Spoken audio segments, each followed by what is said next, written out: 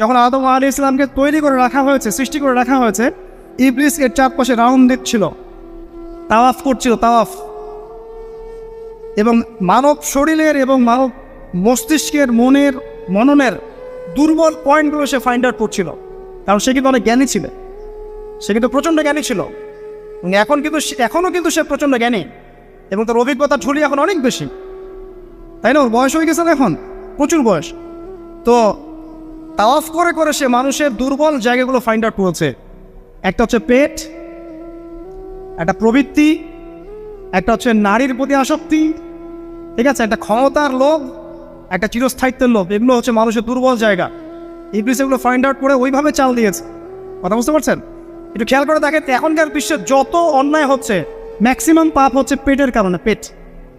সুদ খায় কেন? পেটের কারণে। ঘুষ খায় কেন? পেটের কারণে। ইভেন যে এখন জেনা করছে, ওদেরকে তো এখন যৌন